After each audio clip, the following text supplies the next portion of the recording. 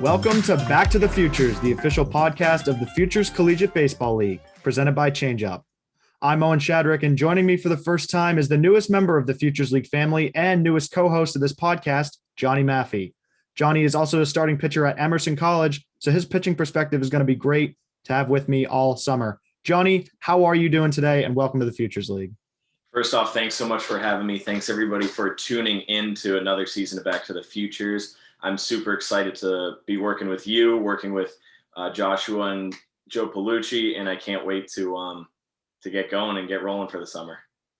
Yeah, it's great to have you, and it was quite the offseason for the FCBL with two new teams being added and one returning to the fold. The new teams are the Vermont Lake Monsters and the Norwich Sea Unicorns. Both were former members of the Single-A New York Penn League as minor league affiliates. The Lake Monsters with the Expos, the Nationals, and the Athletics, and the Unicorns with the Detroit Tigers.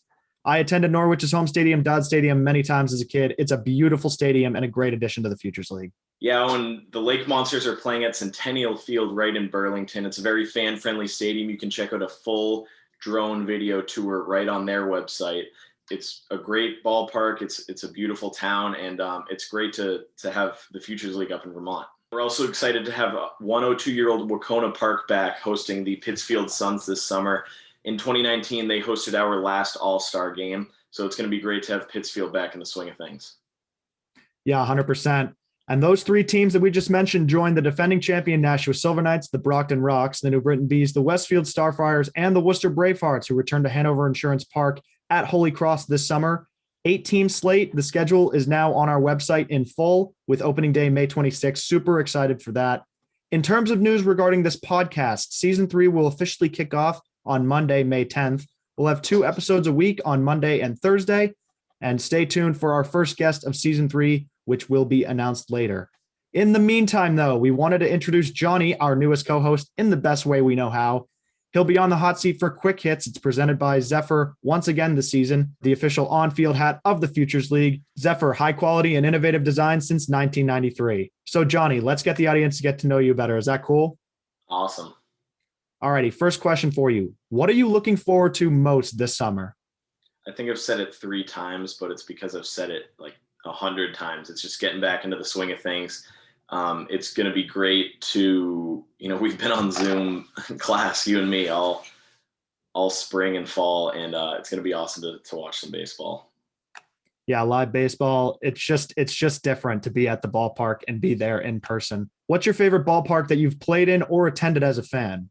Yeah, I'd probably have to say Cronin Field is the favorite park I've played at. That's down in Hingham. I know you've played there as well.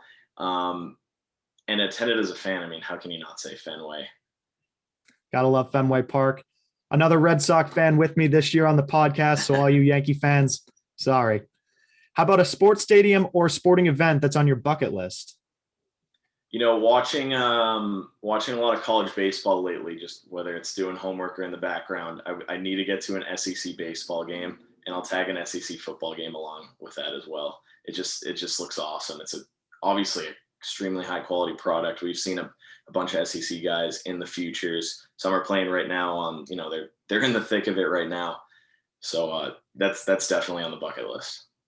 Yeah, SEC, one of the best conferences in the country, and Dominic Keegan is dominating at Vanderbilt in the SEC, of course. And how about walk-up music? I could pick a lot of Luke Combs songs, but "Lovin' on You" is what I go with. It's I actually haven't heard it this year because we haven't had a ton of home games, but yeah, Luke Combs, a lot of Luke Combs songs, as long as it's not one of the slow ones.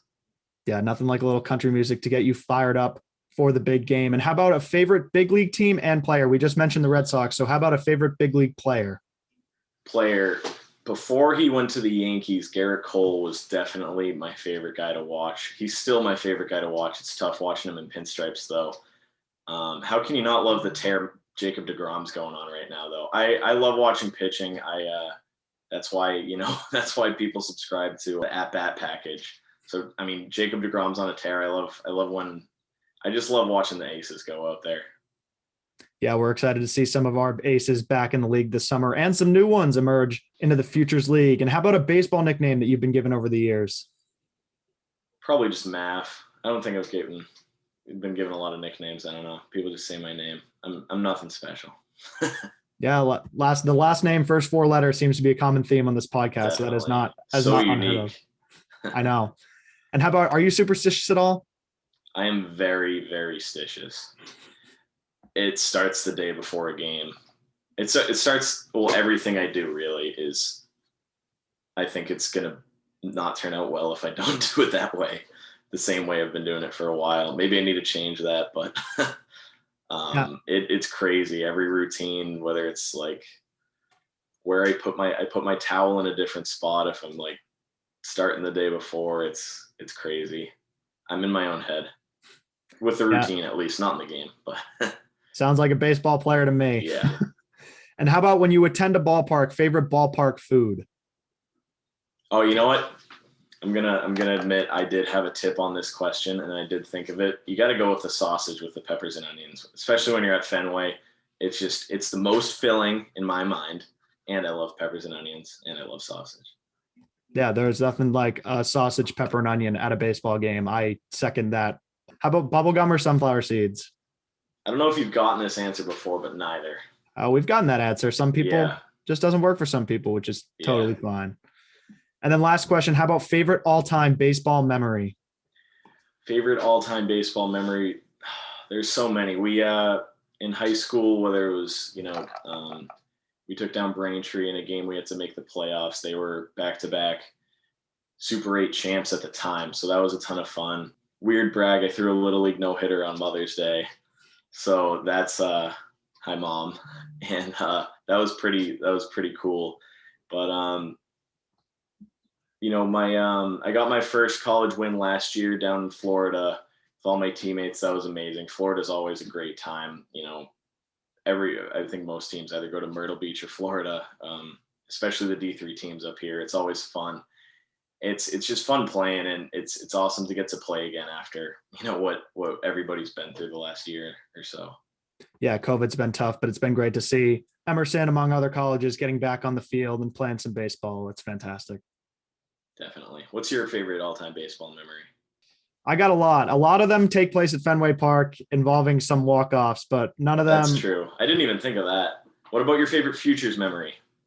Favorite Futures League? The last year's championship was exceptional. Going to a third game and just the hearts beating all across the stadium. You could feel it from the field during the final out, watching the dog pile. And it was just such a great series, Worcester and Nashua. And that's got to be favorite Futures memory. Even though it was very recent, that's got to be it. Oh, yeah. I mean, how can you beat that? Exactly. All right. Well, thank you, Johnny, for taking part in our quick hits. That'll be it for this intro episode of season 3. We're calling it episode 0 of season 3 of Back to the Futures, the official podcast of the Futures Collegiate Baseball League.